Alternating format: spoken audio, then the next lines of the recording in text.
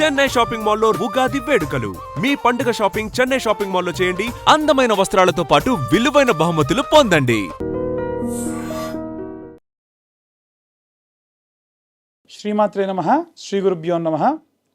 పరాభవనామ సంవత్సరంలో ద్వాదశ రాశుల వారికి కూడా ఎలా ఉండబోతుంది, వారి యొక్క ఆదాయము, వ్యయము, రాజ్యపూజ్యము, అవమానము, వీటి గురించి సంక్షిప్తంగా తెలుసుకునే ప్రయత్నం చేద్దాం. తదుపరి మీనరాశి. మీనరాశి వారికి సంబంధించి ఆదాయం 14, వ్యయం 11, రాజ్యపూజ్యం 7, అవమానం 2. ఆర్థికమైనటువంటి ఫలితాల విషయానికి వస్తే ఆదాయాభివృద్ధి పెరుగుతుంది, పెట్టుబడులలో లాభం ఉంది, ధన యోగం కూడా బలంగా ఉంది. అదేవిధంగా ఖర్చుల విషయానికి వస్తే కూడా ధర్మ కార్యక్రమాలకి, దానాలకి, యాత్రలకి డబ్బులు ఎక్కువగా ఖర్చు పెడతారు. అయినా సరే సేవింగ్స్ చేయండి, అద్భుతంగా ఉంటుంది. ఉద్యోగపరమైనటువంటి విషయానికి వస్తే కనుక ప్రమోషన్ యోగ్యం ఉంది, గౌరవం పెరుగుతుంది. టీచింగ్, ఆధ్యాత్మిక రంగంలో ఉన్న వాళ్ళకి చాలా అద్భుతంగా ఉంటుంది. వ్యాపారాలకు సంబంధించిన విషయానికి వస్తే పెట్టుబడులు లాభిస్తాయి. ఆధ్యాత్మిక కళారంగాల వారికి వ్యాపారం శుభంగా ఉంటుంది. అలాగే సేవా రంగంలో ఉన్న వారికి కూడా అద్భుతంగా ఉంటుంది. విద్యార్థులకు సంబంధించిన విషయానికి వస్తే కళారంగము, సంగీతము, సాహిత్యము, ఫైన్ ఆర్ట్స్, వీటికి సంబంధించి చాలా అద్భుతమైనటువంటిగా రాణించే విషయంగా కనిపిస్తుంది. క్రియేటివ్ పరంగా ఉన్నటువంటివన్నీ కూడా విజయం సాధిస్తారు. గృహిణుల విషయానికి వస్తే ఆధ్యాత్మిక చింతన, భక్తి, పూజా కార్యక్రమాలు, ఇవన్నీ కూడా విపరీతంగా ఈ సంవత్సరం చేసే అవకాశం ఉంది.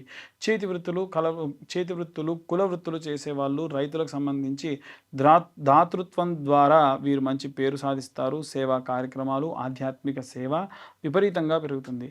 రాజకీయ నాయకులకు సంబంధించి సానుభూతి పెరుగుతూ ఉంటుంది, ప్రజల మద్దతు కూడా పెరుగుతుంది, సేవాభావం కూడా పెరుగుతుంది. కళారంగానికి సంబంధించి, సినిమా రంగానికి సంబంధించి సంగీత దర్శకులు, భక్తి సినిమాలు తీసేవారు, కవిత్వాలు, రచయితలకు చాలా బాగుంటుంది. పాటలు పాడేవారికి కూడా చాలా అద్భుతంగా ఉంటుంది. వివాహానికి సంబంధించి, వైవాహిక జీవితానికి సంబంధించి, ప్రేమ వివాహం చేసుకునే వారికి పెరుగుతుంది. వివాహం శుభకాలంగా ఉంది. ఆత్మీయ బంధువులు నుంచి వీరికి మంచి సంబంధాలు వస్తాయి. దాంపత్య సుఖం ఉంటుంది. సంతానానికి సంబంధించిన విషయానికి వస్తే పిల్లల యొక్క ప్రతిభ పెరుగుతుంటుంది. సంగీత కళా ప్రతిభ కూడా పిల్లల యందు విపరీతంగా పెరుగుతుంది. మంచి విద్యాబుద్ధులు నేర్చుకుంటారు. ఆరోగ్యపరమైనటువంటి విషయాల్లోకి వస్తే కనుక కాళ్ళ యొక్క నొప్పులు, పాదముల యొక్క సమస్య, షుగర్ వంటి ఇబ్బందులు, నీటి సంబంధితమైనటువంటి వ్యాధులు చాలా అధికంగా అవుతాయి. ఆహారం కూడా సమయానికి స్వీకరించండి. అధికమైనటువంటి ఉప్పు తగ్గిస్తే మంచిది, పులుపు తగ్గిస్తే మంచిది. నీరు ఎక్కువగా స్వీకరించాలి. కిడ్నీ రిలేటెడ్ ఇష్యూస్ ఈ సంవత్సరం ఎక్కువ వచ్చే అవకాశం ఉంది. గురు గోచార రీత్యా 2026 సంవత్సరంలో అత్యంత శుభము, ధనయోగము, గౌరవము, సంతాన లాభము, విద్యాభివృద్ధి కలుగుతుంది. అలాగే గురు మహాకటాక్షం కూడా వీరి యందు ఈ సంవత్సరం ఉంది. శని గోచార రీత్యా చూసుకుంటే అంతర్ముఖత, బాధ్యతలు పెరగడము, ఆలోచనలు ఎక్కువ అవ్వడము, జీవన మార్పులు, వాళ్ళలో వాళ్ళే మాట్లాడుకోవడము, లాభాలు పెరగడము, పరిపక్వత, ఆధ్యాత్మిక మలుపు, ఇవన్నీ కూడా ఉన్నాయి.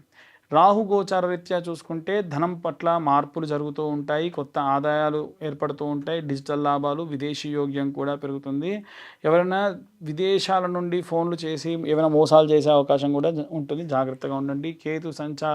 కేతు గోచారం ప్రకారంగా చూసుకుంటే ఆధ్యాత్మిక ఉద్ధరణ, యోగా, ధ్యానము, అలాగే మోక్ష నారాయణుడి యొక్క ఆరాధన వీరికి అత్యంత లాభం చేకూరుస్తుంది. మార్చి నుండి జూలై ప్రాంతం వరకు చూసుకుంటే శుభకరము, ధనలాభము అధికంగా ఉంది. జూలై నుండి సెప్టెంబర్ వరకు చూసుకుంటే వివాహ యోగ్యము, కుటుంబంలో శుభం కలుగుతుంది. సెప్టెంబర్ నుండి డిసెంబర్ వరకు గురు అనుగ్రహము, గౌరవము పెరుగుతుంది. అలాగే డిసెంబర్ నుంచి మార్చి వరకు ఆరోగ్యంలో జాగ్రత్త, ఆధ్యాత్మికత పెరుగుతుంది.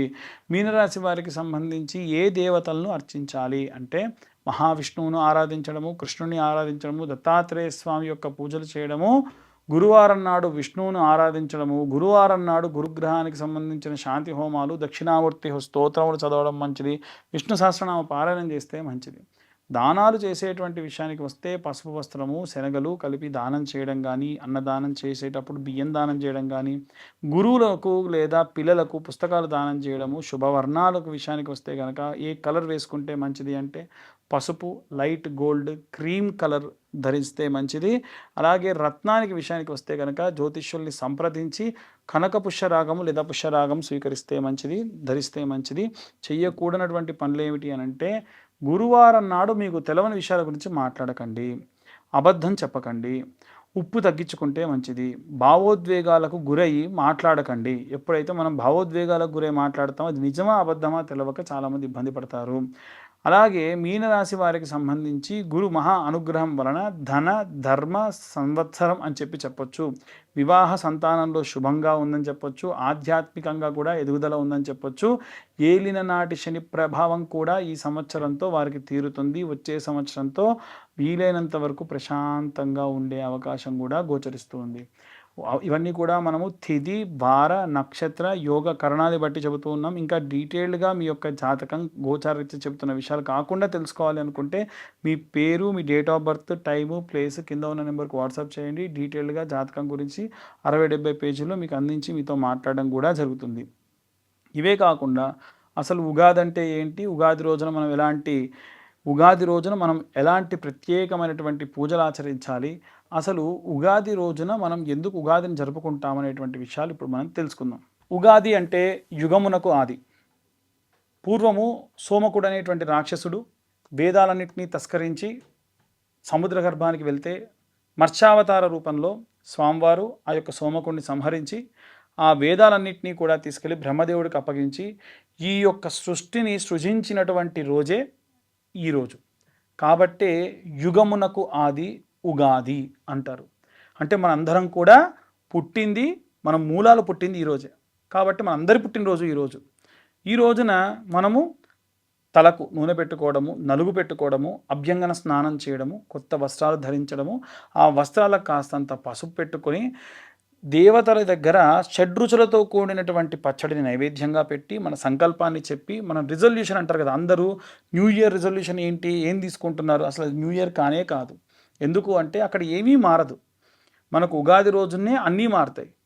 ప్రకృతి మారుతుంది, ప్రకృతిలో వాసనలు మారుతాయి, ప్రకృతిలో పక్షుల యొక్క కిలకిల రావాలు మారుతాయి, వాతావరణంలో మార్పులు ఉంటాయి. కాబట్టి ఉగాది మన యొక్క అసలైనటువంటి న్యూ ఇయర్. కాబట్టి ఆ రోజున అందరూ కూడా నూతన సంవత్సర శుభాకాంక్షలు చెప్పుకోండి. ఇదంతా అయిన తర్వాతకి రాజదర్శనం చేయాలి. రాజు అంటే దేవుడే రాజు యొక్క రూపంలో ఉంటాడు అంటారు. ఇప్పుడు మనకు రాజులు దేవత రూపంలో లేరు కాబట్టి విశేషంగా శివకేశవుల యొక్క దర్శనం, అంటే దేవాలయానికి వెళ్ళి శివుడిని, విష్ణువుని దర్శించుకోవడం మంచిది. అలాగే ఈ యొక్క ఉగాది రోజున పంచాంగ శ్రవణాన్ని వినండి. ఇప్పుడు మనకు చెప్తున్నటువంటి పంచాంగ శ్రవణం అంతా కూడా మీరు మీ రాశికి సంబంధించి ఎలా ఉంది, ఈ సంవత్సరంలో ఏ టైం నుంచి ఏ టైం వరకు ఎలా ఉంది అనేటువంటి విషయాలు కూడా సంక్షిప్తంగా చెప్పేటువంటి ప్రయత్నం చేశాము. కాబట్టి ఎవరైనా జాతకాలు చెప్పించుకోవాలన్నా ఈ రోజున చెప్పించుకోవచ్చు. అలాగే వీలైనంత వరకు కూడా ఈ సంవత్సరంలో ఎవరికైనా వివాహం కాని వారికి, సంతానం కాని వారికి ప్రత్యేకమైనటువంటి హోమాలు నిర్వహించడం జరుగుతుంది. ఆసక్తి కలవారి కింద ఉన్న నెంబర్కి కాంటాక్ట్ చేయొచ్చు. సర్వే జనా సుఖినో భవంతు. స్వస్తి.